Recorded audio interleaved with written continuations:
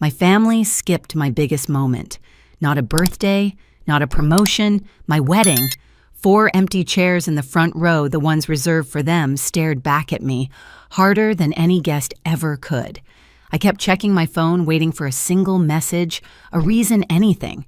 Nothing came, just silence. Then a week later, when the news announced my hotel chain hit a $100 valuation, my phone finally lit up. Dad. Family dinner at 7 p.m. Important discussion. And that was the moment I understood. They didn't want to celebrate with me, only to claim something from me. So I showed up with the one thing they never expected. My name is Rose, and for most of my life, I thought loyalty could make a family feel like home. I tried so hard to believe it, even when every sign told me otherwise. Growing up, our house in Madison looked ordinary enough from the street: a sagging porch swing, a cracked driveway, the faint smell of my mother's lavender cleaner drifting out the windows. But inside, everything revolved around my father's idea of legacy. Gregory ran a string of aging motels he treated like royal estates. He spoke about them the way some men speak about their children. I used to think that was love. I learned later it was ownership. He loved control, not people, and he taught the rest of the family to orbit him. My mother, Helena, was the emotional enforcer. She didn't raise her voice. She raised guilt. If Dad wanted something, she softened the edges with tears. "Your father's stressed," she'd say. "Don't make him worry. Be grateful." After a while, you stop questioning why your gratitude is always measured in silence. Marcus. My older brother mirrored Dad's swagger. He believed real value only existed in brick and dirt. "Hotels are risky," he said the year I opened my first location. "It's all trend and fluff. Real property doesn't need branding." He said it while standing in front of one of Dad's motels where the flickering vacancy sign buzzed like a dying fly. And then there was Dylan, my younger brother, who floated through life like it owed him a soft landing. He called himself an influencer, though he couldn't influence himself to keep a job longer than a week. Still, he always had opinions about how I should manage success. Conveniently, those opinions involved me fixing whatever financial mess the family had created. Maybe that's why, as I built my career, I learned to dress down around them. Neutral sweaters, simple pants, no jewelry except a small band my husband gave me when we were still dating. I didn't want to trigger the endless comments, "Don't get arrogant," or the requests, "Could you help cover this month's bills?" Looking back, I realized I was shrinking myself so their egos didn't feel threatened. What they never knew was how hard those early years had been. The nights I slept in my car because rent was a luxury I couldn't afford. The way I taught myself every inch of the hospitality business, from unclogging bathroom drains to negotiating contractor quotes. The fear of losing everything before it ever became something. Dad dismissed it all. "Your model is unstable," he said. "Too modern, too digital. Real business needs land." But the moment that finally cracked something in me was my wedding. I had begged them for one day, just one, to show up not as critics, not as people who needed something from me, but as family. When they didn't walk through those doors, I felt something inside me fall quiet. Not broken, just done. Still, a part of me kept hoping for softness, a chance to be proven wrong, a chance to believe they cared.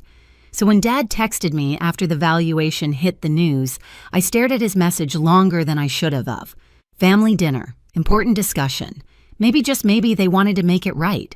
But the moment I stepped into that country club, I knew exactly why they suddenly remembered I existed. The morning the valuation hit the news, I was in my office overlooking downtown Madison, reviewing renovation plans for our next property. Sunlight spilled across the conference table, catching the edge of a silver frame holding my wedding photo, the one where my husband's hand rests gently over mine, trying to anchor me while 4 seats behind us stayed painfully empty. Ava burst through the door without knocking, breathless in a way she rarely allowed herself to be. "Rose," she said, holding up her tablet, "you need to see this." There it was, a headline stretching across every major business outlet: independent hotel chain surpasses $100 valuation. The number didn't shock me.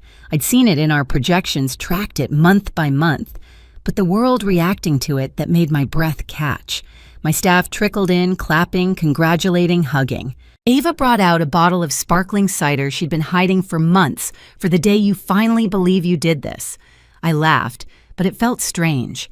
Pride and grief can sit in the same chest without touching, like two neighbors who refuse to speak. I should have called my parents, or maybe they should have called me years ago when I begged them to see me, not my usefulness. My phone lit up nonstop. Investors, partners, old classmates, even an old boss who once told me I was too polite to lead. But not my family, not a single word. It shouldn't have mattered, but something in me still waited for that one message that never came for someone to say I'm proud of you without adding a condition. By late afternoon, the office quieted. The celebration ended. Ava left me with a small smile and a stack of updated reports. I stayed behind watching the city shift from gold to blue as lights flickered on across the skyline. Then it happened. My phone buzzed. Dad's name.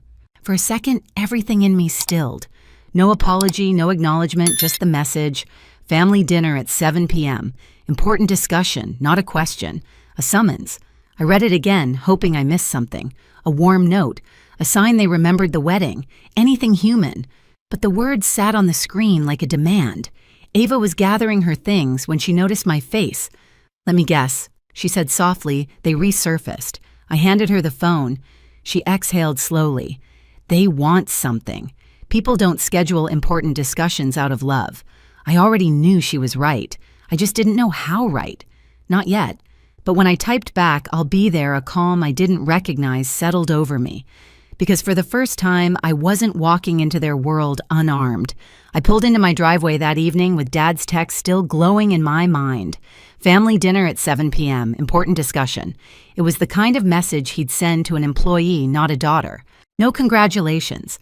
No acknowledgement of the wedding they skipped or the milestone I'd reached. Just a directive. Inside my garage, the quiet felt heavier than usual. My SUV's headlights swept across the storage shelves where I kept old binders from the early days, spreadsheets printed at midnight, handwritten notes from contractors who barely took me seriously back then. They reminded me how hard I'd fought to build something no one thought I could. I found myself reaching for one of the binders marked early loans. I flipped it open on the hood of the car, scanning the figures, tight margins, endless nights, and the terrifying gamble that somehow paid off. If I could carry myself through that, I could walk into one family dinner. But something gnawed at me. Why now? Why this sudden urgency? Ava called just as I shut the garage door. Her voice was calm, but there was tension beneath it. I dug into something she said, about your dad's motels. I felt my stomach tighten. What about them? They're in trouble, Rose. Serious trouble. Overdue payments, unpaid. Contractors, months of negative cash flow. And there's more, one of the lenders is preparing to liquidate. Of course the timing wasn't a coincidence. They don't want to talk, Ava continued. They want a bailout. For a moment, anger surged hot through my chest, but it wasn't loud or explosive. It was cold, focused. The kind of anger that makes you breathe slower, not faster. The kind that decides things. What are you thinking? Ava asked.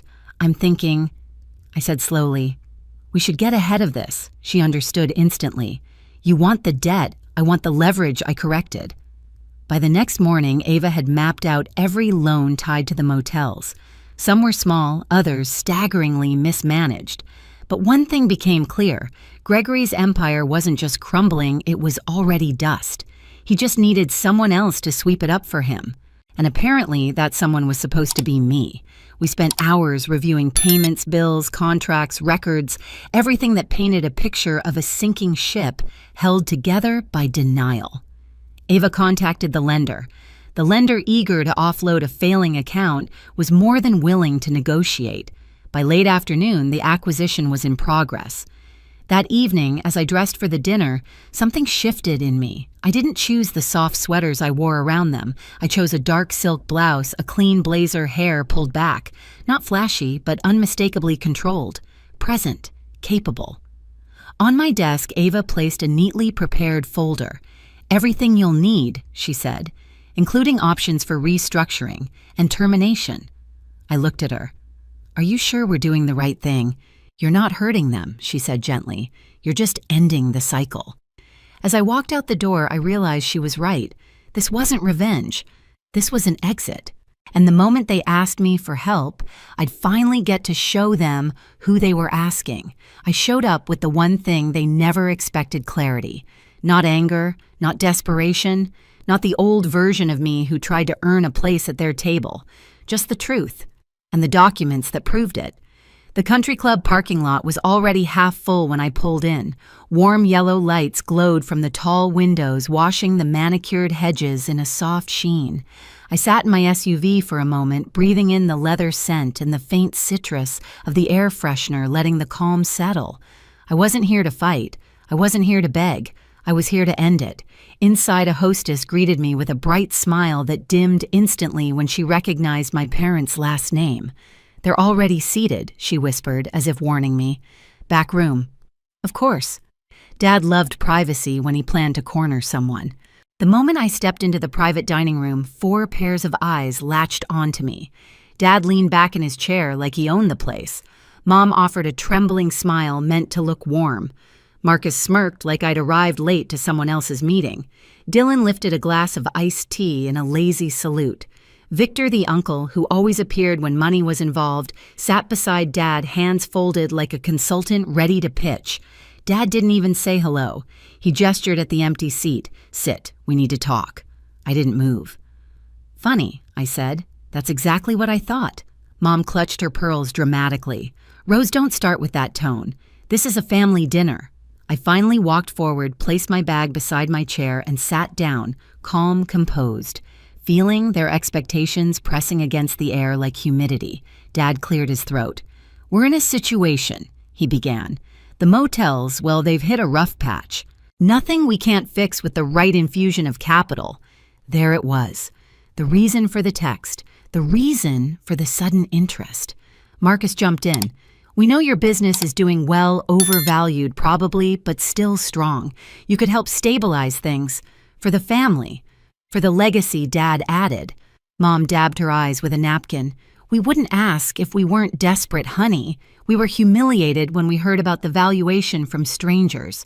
Why didn't you tell us?" I let that hang for a beat. "Why didn't I tell them?" "Maybe because they hadn't spoken to me since the wedding." Dylan leaned over the table. "Look, don't be sensitive about the past. We're here now, right? Let's just fix this together." I opened my bag slowly. Their eyes followed the motion like a pack of wolves expecting meat. They thought I brought a checkbook. They thought I came to save them. Instead, I placed the folder Ava prepared in the center of the table and slid it toward Dad.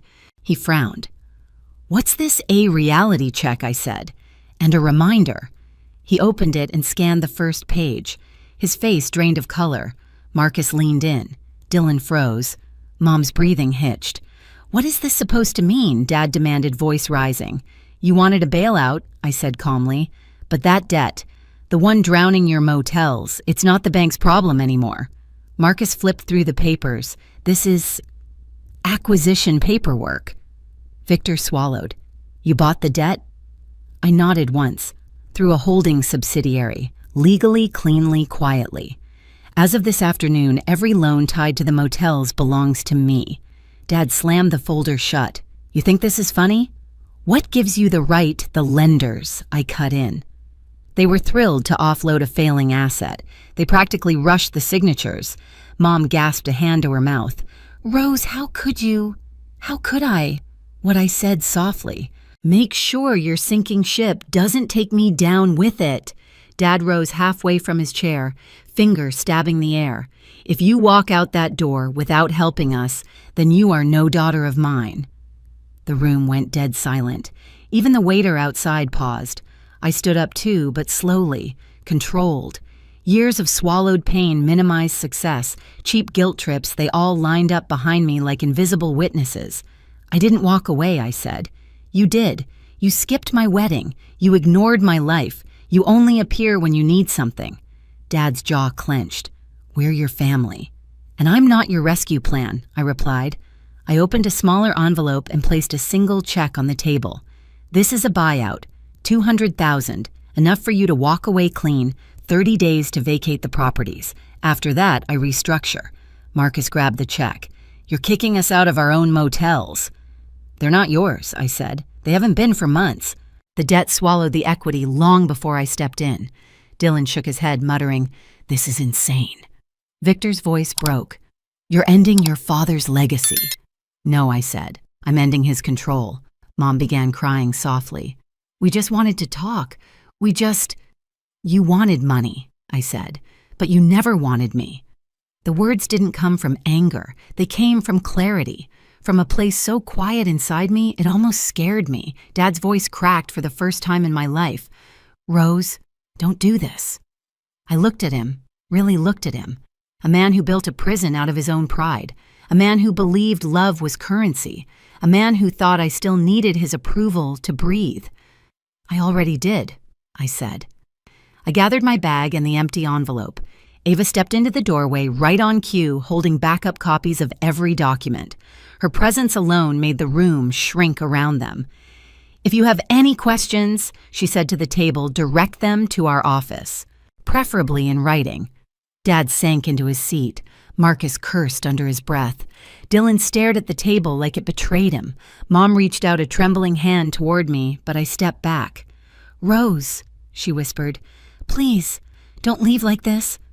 I met her eyes. "I begged you," once I said, "at my wedding."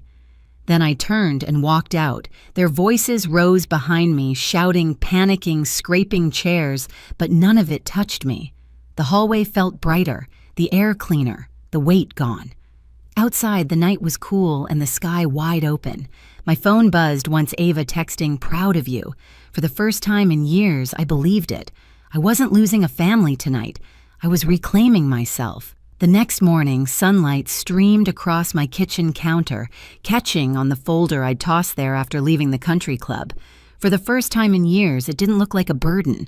It looked like a clean break, paper-proof of a boundary I should have drawn long ago. Ava called around 9. "Transition went through," she said. "You officially control every asset tied to the motels. Their access ends today." I breathed out slowly. Not triumph, not regret, just release. Over the next few weeks, the transformation began. Contractors toured the properties. Designers walked through with tablets, taking notes for what would become wellness retreats. Calm, intentional spaces, the exact opposite of the chaos they once represented. Each time I stepped onto a site, the air felt lighter, as if the buildings themselves were relieved to be seen, finally through honest eyes. My family didn't call, not once. Rumors circled back to me, anger from Marcus, denial from Dad, tears from Mom. Dylan posted vague quotes online about betrayal, though he never mentioned my name. For the first time, their reactions didn't pull me backward. They simply existed, separate from me. One afternoon while reviewing final design boards, I caught my reflection in the window. Blazer hair tied back, expression steady. A woman who wasn't hiding her success to make others comfortable. A woman who no longer mistook manipulation for love. I realized something then. I hadn't destroyed anything. I'd simply stopped participating. The motel-turned-retreat would open in spring, a quiet rebirth built on truth instead of demand. And I understood finally that walking away wasn't abandonment. It was protection. Not just from them, but for myself. In the end, it wasn't the $100 valuation that changed everything. It was the moment I realized I didn't need a family who only remembered me when they needed saving. Real love doesn't demand silence. Real loyalty doesn't vanish on your biggest day. Walking out of that country club, I didn't lose anything. I reclaimed the part of myself they taught me to bury. And if you've ever had to step away from people who called their control care, you know exactly how freeing that moment can be. If this story reached you, share it, comment, and subscribe for more.